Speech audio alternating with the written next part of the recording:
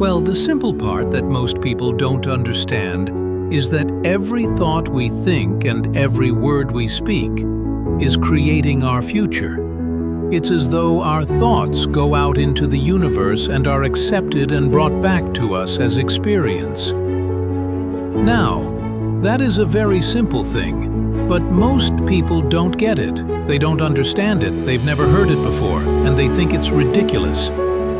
But if you can really accept the fact that every time you think a thought and every time you speak a word, you are literally painting your future, making your dinner.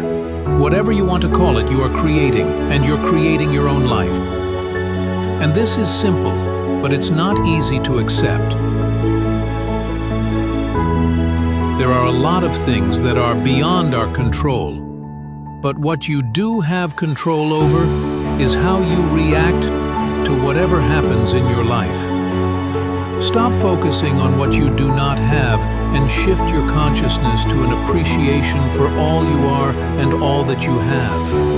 Remember, what you think about is what expands. If you think about what you don't have, then what you don't have will expand. If you think about what you don't like in someone, then what you don't like in someone will expand. So when you catch a negative thought, just think to yourself, this is an old thought. I no longer choose to think that way. Then find a positive thought to substitute for it as quickly as you can. Remember, you want to feel good as much as possible. Thoughts of bitterness, resentment, blame, and guilt make you feel miserable. And that is a habit you really want to release. When we say a joyful world, that means everything that you want has happened. So this is all that you're looking for. So all that you need to do is commit yourself to creating.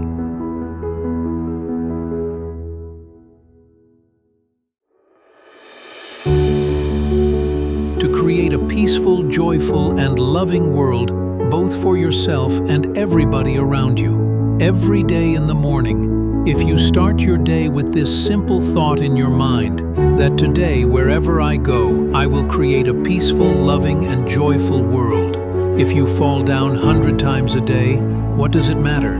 For a committed man, there is no such thing as failure. If you fall down 100 times, 100 lessons to be learned. If you commit yourself like this to creating what you really care for, now your mind gets organized. Once your mind gets organized, the way you think is the way you feel. Your emotions will get organized. Once your thought and emotion is organized, your energies will get organized in the same direction. Once your thought, emotion, and energies are organized, your very body will get organized. Once all these four are organized in one direction, your ability to create and manifest what you want is phenomenal. You are the creator. 95% of your life is coming from the subconscious. So all you have to do is look at your life and just look at it and say, for what? I say, what comes to you that you want, and it comes to you easily. You have programs to allow that to happen.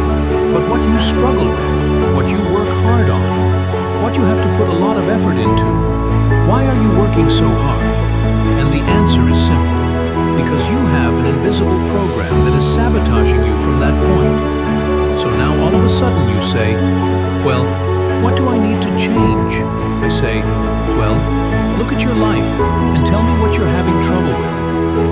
Because that's the direct expression of a program that's not supporting you. There are many ways to get the things that we want for ourselves, in our lives. But basically it all begins with how we choose to think.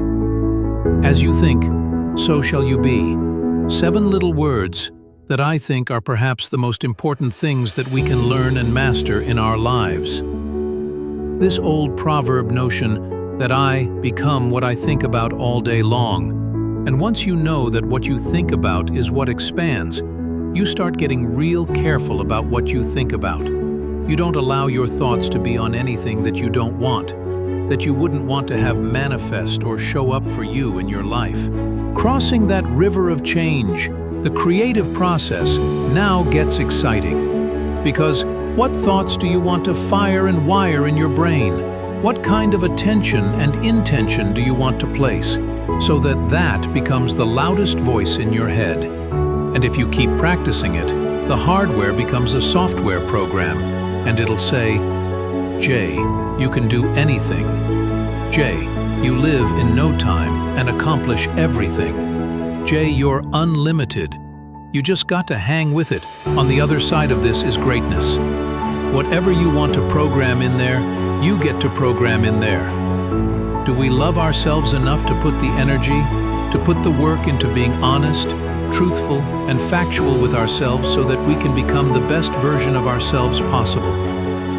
Ultimately, it boils down to something that simple, and it can be as complex as we choose to make it. So, if you want to make something that gives you success, then follow these steps and subscribe Mind Over Money.